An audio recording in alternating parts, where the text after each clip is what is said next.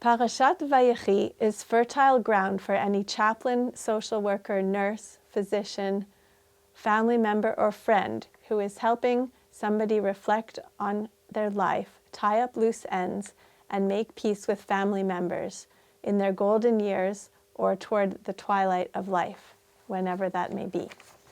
In this parsha, both Jacob and Joseph show a clear awareness of their mortality, and by speaking openly about it with their children and grandchildren, create opportunities for blessing, closure, and passing on their last wishes. Indeed, we can consider Jacob the first author of an ethical will. In Genesis chapter 48, verse 21, just after blessing his grandsons Manasseh and Ephraim, Vayomer Israel el Yosef, hine anochi met. They go back to calling him Israel, not Jacob, and he says to Joseph he is about to die, but promises God will be with you and will bring you back to the land of your ancestors.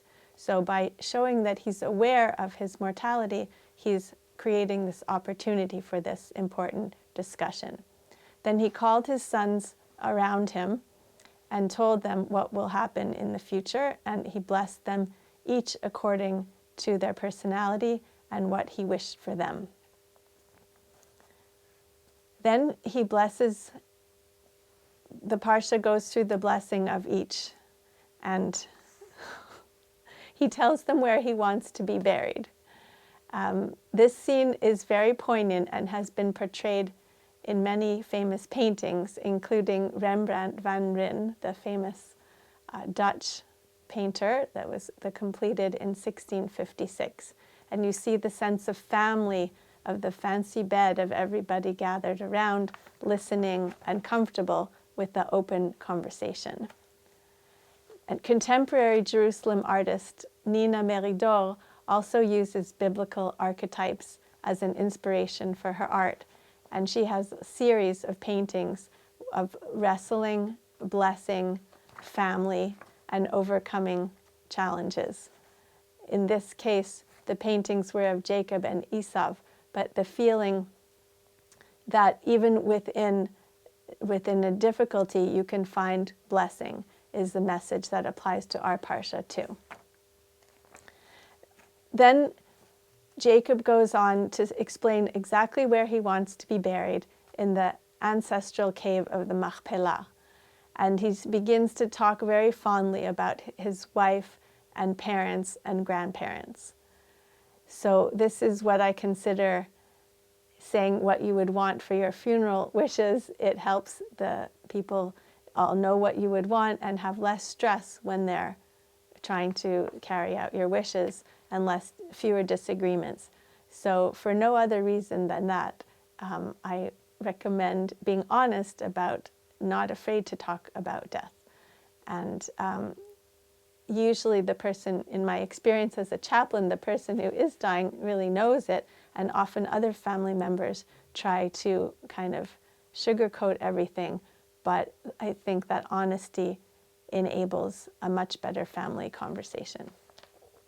So we hear about the cave that the family bought from Ephron Hachiti.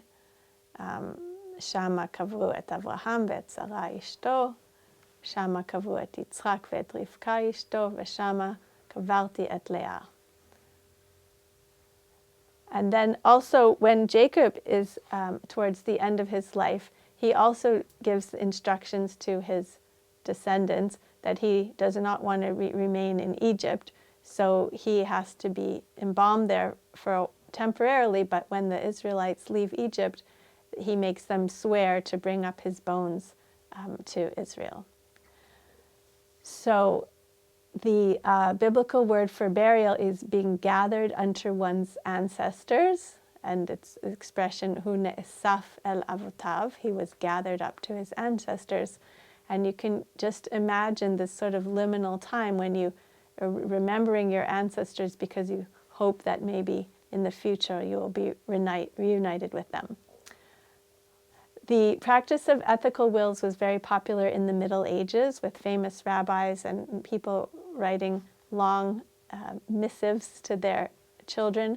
It's coming with a renaissance now Rabbi Jack Reamer and Rabbi Ilana Zayman wrote books about Jewish ethical wills, and really anyone can do it. The goal is not to compel your descendants to live according to your wishes, but to give them a letter or video or book to keep and cherish.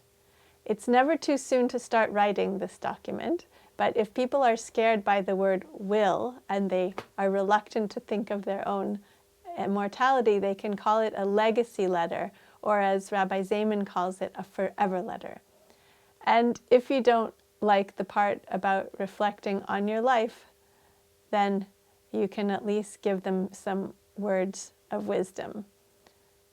It may avoid difficult decisions for your survivors and give them the satisfaction of knowing that they are carrying out your wishes. You do not have to be a great writer or scholar to write an ethical will. Just sit down in a quiet place, take out a good old-fashioned pen and paper, and write a few lines. This could be the greatest gift you ever give your children, or if you don't have children, other relatives, friends, or who knows, maybe even people thousands of years from now will be reading your words like we are reading about the patriarchs in Vayechi. Shavua Tov from Schechter.